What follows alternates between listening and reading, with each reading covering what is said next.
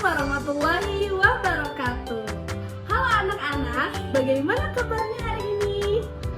Semoga selalu dalam keadaan sehat ya. Amin.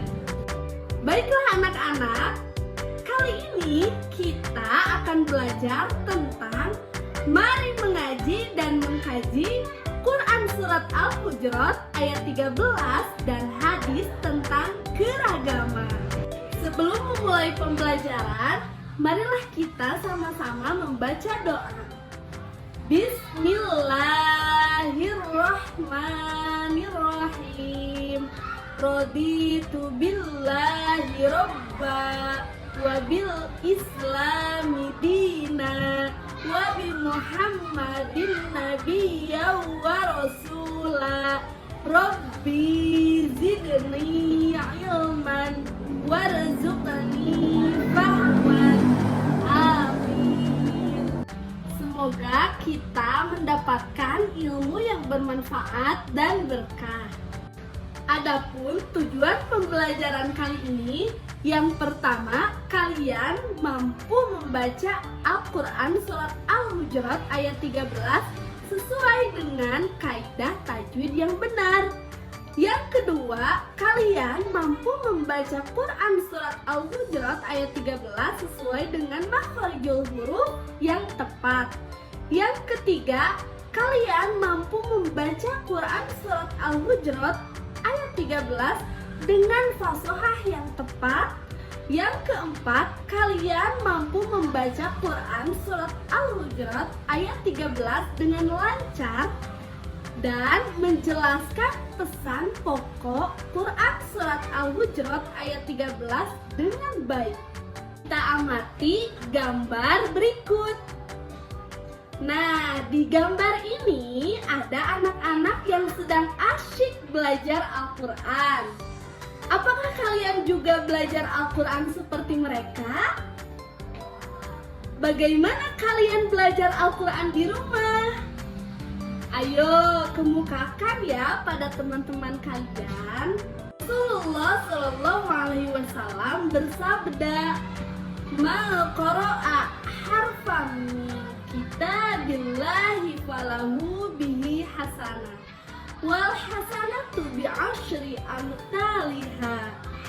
La aqulu alif lam mim harfun, walakin alifun harfun, walamun jarfun, wa mimun harfun."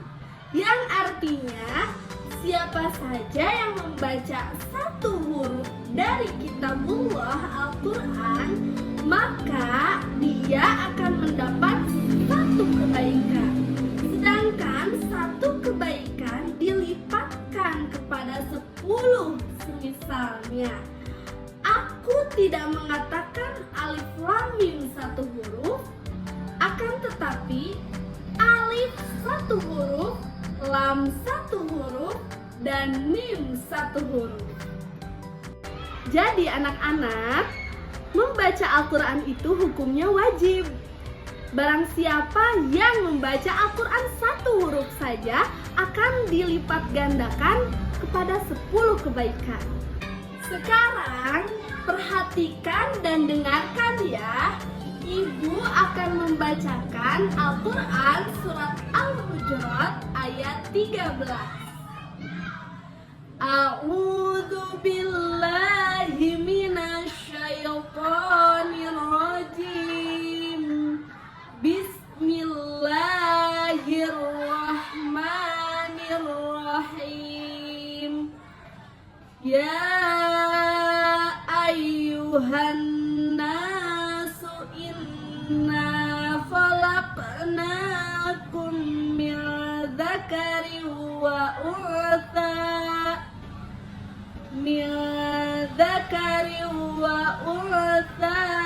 wa ja'alnakum syu'uban wa qabaila lita'arafu. Inna akramakum indallahi atqakum.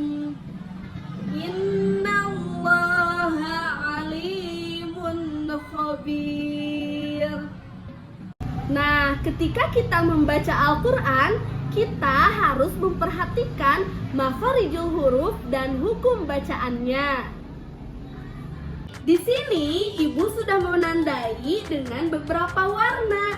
Yang pertama, warna biru menunjukkan bacaan hukum mad yang artinya panjang. Yang kedua, warna merah menunjukkan bacaan gunnah yang artinya mendengung sebanyak 2 harokat.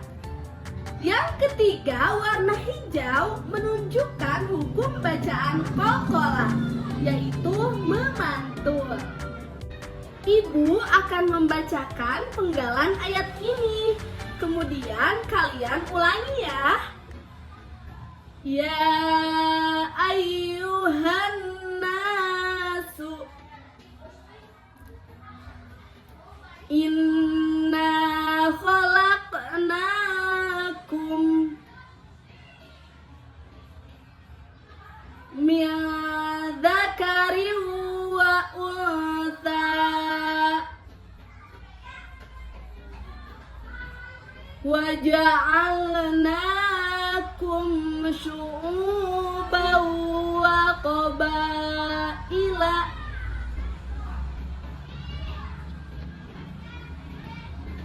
lita'arafu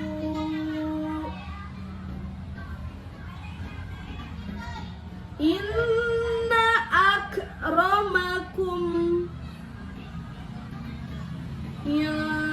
indallahi atqakum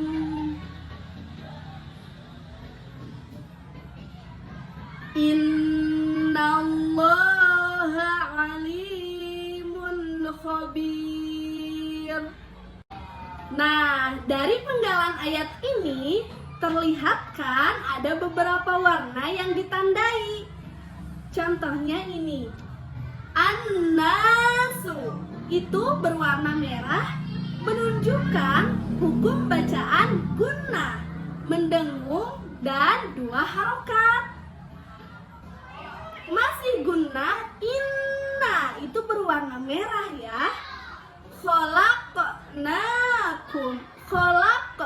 Nah, di sana menunjukkan bacaan qalqalah yang berwarna hijau. Wa untha. Nah, itu ada yang berwarna biru. Ta itu hukum bacaan mad, yaitu panjang. Masih hukum mad. Wa ja'alnakum syu'uba wa qabaila lita'arafu itu berwarna biru menunjukkan bacaan mad, yaitu kita harus membacanya panjang. Inna akramakum, inna menunjukkan bacaan gunnah, yaitu berwarna merah. Indallahi atqa, atqa itu masih hukum mad, warna biru. Innallaha, inna itu hukum bacaan gunnah, yaitu huruf merah kan. Alimun khabir berwarna biru menunjukkan bacaan mad atau panjang. Sekarang kita sama-sama mengartikan Quran surat Al-Hujurat ayat 13. Wahai manusia, sungguh kami telah menciptakan kamu dari seorang laki-laki dan seorang perempuan. Kemudian kami jadikan kamu berbangsa-bangsa dan bersuku-suku agar kamu saling mengenal. Sesungguhnya yang paling mulia di antara kamu di sisi Allah ialah orang yang paling bertakwa. Sungguh Allah Maha Mengetahui, Maha Teliti. Anak-anak, coba perhatikan gambar berikut. Manusia diciptakan oleh Allah dengan beraneka ragam. Ini adalah anugerah dari Allah yang patut kita syukuri. Bagaimana keragaman dalam keluarga kalian? Coba kalian tulis ya perbedaan jenis kelamin, bentuk fisik, dan macam-macam sifat dalam keluarga kalian. Kemudian, pernahkah kalian bergotong royong bersama orang yang berbeda agama? Nah, mengapa kalian harus membantu orang lain walaupun berbeda suku atau ragamnya? Anak-anak, gambar yang pertama menunjukkan bahwa di keluarga kita pun tentu berbeda-beda, baik itu fisiknya, jenis kelaminnya, ataupun sifat-sifatnya. Contohnya, ayah berjenis kelamin laki-laki, ibu berjenis kelamin perempuan, kakak berjenis kelamin laki-laki, dan adik berjenis kelamin perempuan.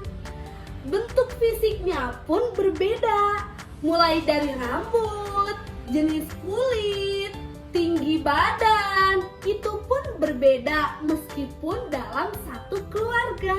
Gambar yang kedua menunjukkan berbeda-beda suku. Ada suku Sunda, Jawa, Batak, dan banyak yang lainnya. Begitupun pada gambar yang ketiga dan keempat. Walaupun berbeda agama, tapi tetap saling menghormati, menyayangi, dan berbagi. Allah Subhanahu wa Ta'ala tidak senang terhadap orang yang menampakkan kesombongan dengan keturunan, kekayaan, atau kepangkatan. Karena sesungguhnya yang paling mulia di hadapan Allah hanyalah orang yang bertakwa. Karenanya, kalian hendaknya berusaha untuk meningkatkan ketakwaan supaya menjadi orang yang mulia di hadapan Allah Subhanahu wa Ta'ala. Di tengah keragaman itu, maka manusia diminta untuk saling berlapang dada dan bertenggang rasa. Manusia sebagai wakil Allah Subhanahu wa Ta'ala di atas bumi ini mendapat mandat untuk mengelola dan menjaga kelestarian planet ini. Dalam rangka itu, manusia harus menciptakan suasana yang harmoni dan damai. Berbeda dalam persaudaraan, bersaudara dalam perbedaan. Pesan pokok Quran Surat Al-Hujurat ayat 13. Yang pertama, keragaman dan perbedaan adalah sunnatullah yang sudah Allah tetapkan.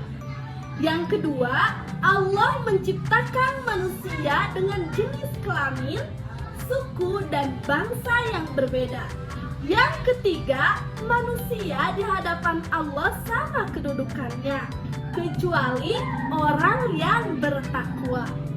Jadi kesimpulannya anak-anak, yang pertama, membaca Al-Quran adalah kewajiban bagi setiap muslim. Yang kedua, orang yang membaca Al-Quran akan dibalas oleh Allah setiap hurufnya 10 kebaikan. Yang ketiga, membaca Al-Quran harus sesuai dengan tajwid yang benar, makharijul huruf yang tepat, fashohah yang tepat, dan membacanya harus pelan, tidak tergesa-gesa. Sebelum mengakhiri pembelajaran kali ini, Ibu ada pantun ya. Membawa koran dari mobil, membacanya di pematangan sawah, membaca Al-Quran dengan tartil, hati tenang, hidup berkah. Beli manisan di seberang jalan, dengan santun tundukkan kepala. Jangan bosan baca Al-Quran, satu huruf pun dapat pahala. Ke Semarang beli jamu, supaya kuat untuk bertahan. Terangkanlah aura rumahmu dengan sholat dan Al-Quran. Terima kasih. Sampai berjumpa lagi di pembelajaran berikutnya. Wassalamualaikum